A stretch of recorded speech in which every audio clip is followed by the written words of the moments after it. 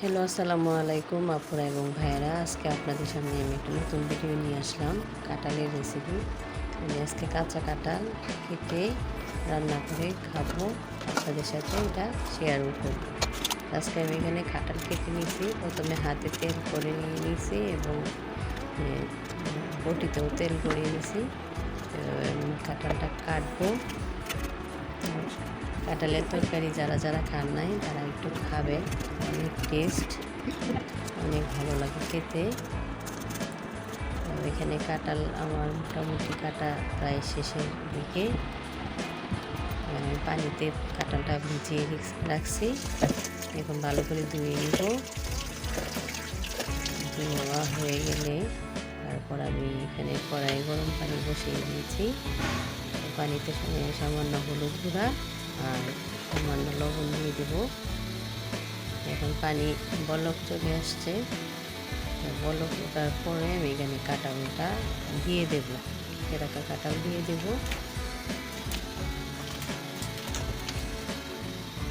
আসলে কাঁঠালের তরকারি সবাই রান্না করে না। এখানে আমি বলক আসা পর্যন্ত অপেক্ষা করব। এখানে আমি ঢেকে দেব। দেখেন এখানে বলক চলে আসছে, এখন আমি এটা একটা চালনির মধ্যে নামিয়ে নেব।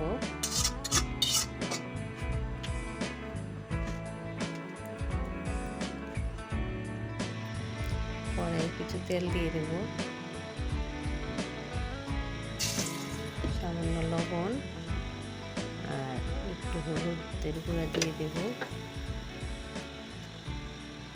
এখন আমি কয়েক পিস আলু এখানে কেটে রেখেছিলাম, এগুলা অল্প আঁচে বেছে নেব।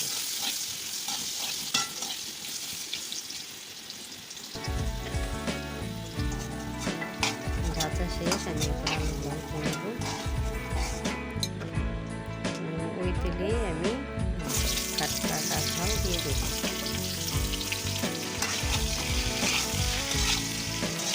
এখন লাল করে ভেজে নেব। কাঁঠালটা নিয়ে নিচ্ছি, কড়াইটা পরিষ্কার করে আবার তেল দিয়ে দেব। কয়েকটা শুকনো মরিচ আমি মাঝখান দিয়ে কেটে দিয়ে দিলাম। এখানে আমি গরম মশলা দিয়েছিলাম, দিয়েছি।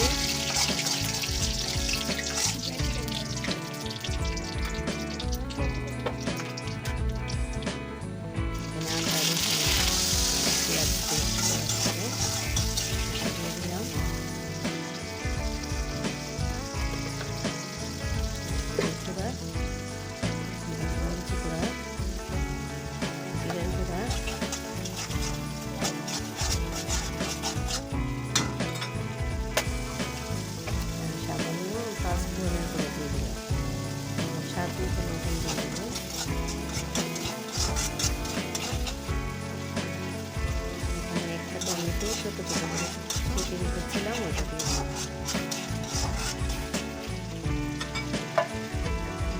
দিয়ে দেবো। ভালো করে কষানো হয়ে গেলে টমেটোটা একটু চটকে ধুয়ে নেব। পানি দিয়ে দিয়েছিলাম, আলুগুলো দিয়ে দিতে সিদ্ধ করার জন্য। কাঁঠালগুলো দিয়ে দেবো যাতে সুন্দর করে সেদ্ধ হয়। এখানে একটু সময় নিয়ে এটি ভালো করে কষিয়ে নেব।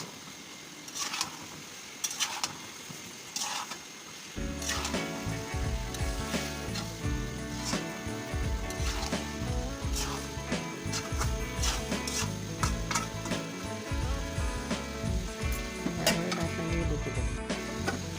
এখানে আমার কষানো শেষ, ভালো করে নেড়ে চেড়ে দিব যেন নিচে না লেগে যায়।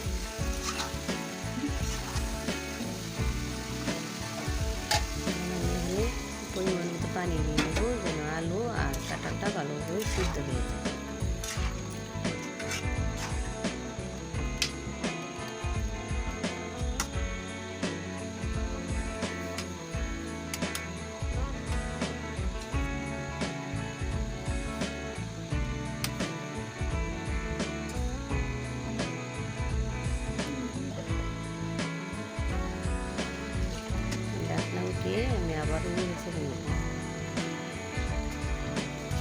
কাঁঠালটা সিদ্ধ হয়েছে কিনা। এখনো সিদ্ধ হয় নাই, আমার আর একটু রান্না করতে হবে। আমার তরকারি প্রায় হয়ে গেছে। এখন আমি এটার মধ্যে কিছু পেঁয়াজ পাপড়ি করে রেখেছিলাম, পেঁয়াজের পাপড়িগুলো এখানে দিয়ে দেব।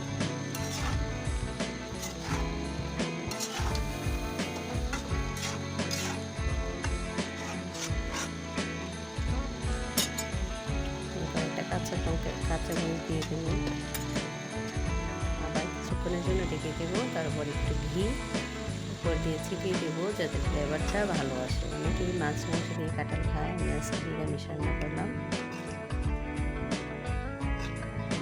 আপনাদের যদি ভালো লাগে আপনারা ওভাবে বাসায় ট্রাই করে রান্না করবেন। আর ভিডিওটি ভালো হলে লাইক এবং সাবস্ক্রাইব করবেন।